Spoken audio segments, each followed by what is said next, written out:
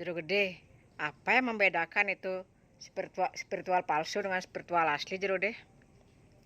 Spiritual palsu sama spiritual asli. Begini, itu tidak bisa dilihat, tidak bisa dirasakan, hanya manusia-manusia berkesadaran yang tahu tentang itu. Ini sangat berbahaya sekali di tahun 2024 ini. Karena manusia banyak mengalami spiritual awakening, artinya kebangkitan spiritualnya manusia sekarang, karena bumi ini mau runtuh. Agar manusia yang dibangkitkan oleh alam ini spiritual awakeningnya, biar dia mau mengangkat dewa yang mantuk puayangannya, biar tidak tetap di unsur Panca Mahabhuta, langsung tetap di unsur Panca Mahabhuta ya.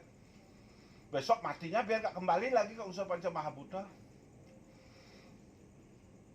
Nah, di sini spiritual membedakan palsu atau asli. Kalau spiritual dia bercerita gak bisa gak lebih dari 7 orang, sudah lelah dia. Sudah lelah dia menyedot energi buruk penangkilannya, energi pasiennya. Karena dia menghisap. Nah, itu spiritual asli berkesadaran ya. Misalnya kalau penangkilannya pasiennya dia sudah mendeteksi sakit apa yang dia alami, apa penyebabnya dia sakit, apa penyebabnya dia begini. Spiritual itu sudah tahu dia langsung, karena dia sudah berkesadaran di 5 dimensi. Kalau spiritual palsu, dia berkesadaran 3 dimensi. Dia menghafalkan bacaannya yang telah dipalsukan oleh antropolog penjajah. Itu pembenaran-pembenaran, tapi tidak membuktikan apa-apa. Itu disebut dengan Buto Metapo Dewo. Dia sebagai spiritual, dia sebagai pemangku, dia sebagai balia, dia sebagai sulingeh. Tapi dia belum ngentak lingeh, sudah melakukan perbuatan sebagai spiritual. Dia belum katakan dewa, cuma sudah melakukan spiritual, berarti palsu, buta, mata dewa. Kalau dia muput atau dia membantu pasiennya di sana, dia akan mengambil semua kebaikan energi pasiennya. Itu bedanya, hati-hati, hati-hati. Spiritual yang berkesadaran 3 dimensi hanya menghafalkan bacaan sastranya saja yang sudah dipalsukan oleh antropolog penjajah yang tidak bisa dibuktikan kebenarannya. Dia banyak bicara, tidak akan apa-apa. Dia bergaul sana-sini, tidak akan apa-apa. Dia masuk ke rumah-rumah orang untuk mencari sesari, mencari pasien, tidak apa-apa. Itulah spiritual palsu.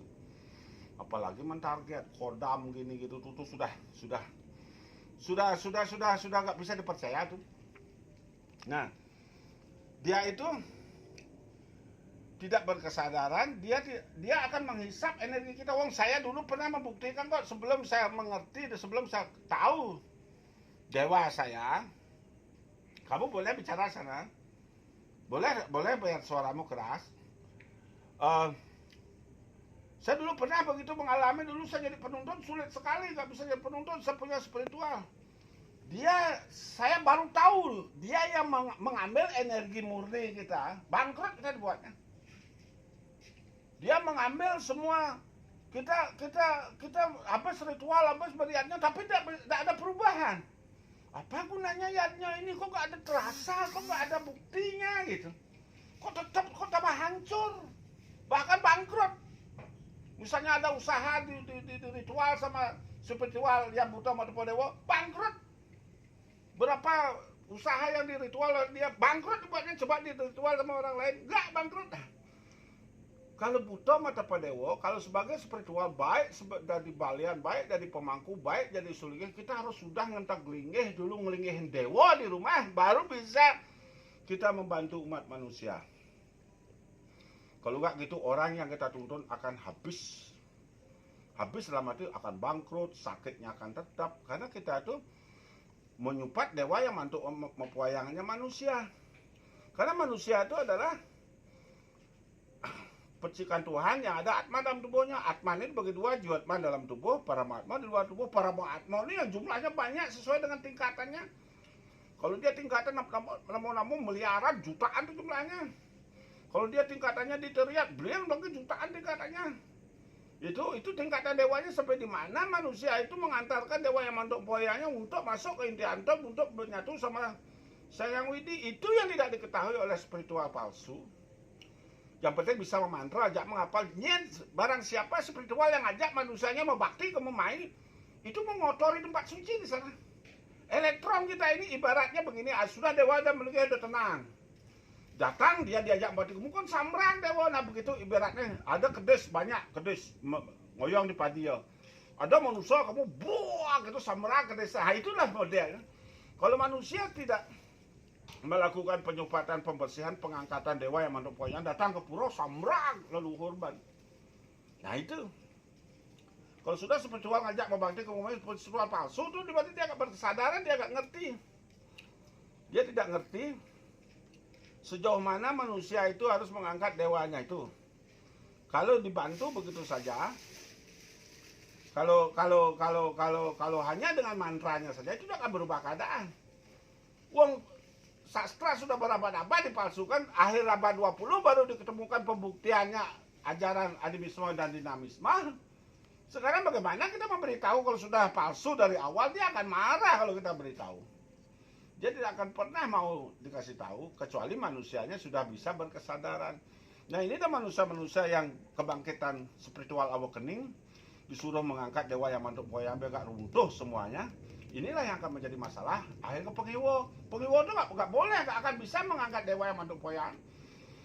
Orang-orang mengatakan belajar tantra kiwo akan mengantar menjadi moksa. Itu bohong, bullshit itu. Saya aja dituntut sama leluhur, saya nggak boleh menggunakan pengiwo kok. Saya aja dituntut oleh guru. Guru dalam diri saya itu, guru alam semesta yang ada dalam diri saya itu.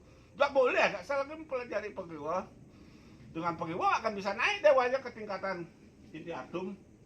Oh, tingkatan manusia itu lebih tinggi tingkatannya daripada dewa-dewa yang di langit. Ingat tuh, manusia lebih tinggi tingkatannya daripada dewa-dewa yang di langit.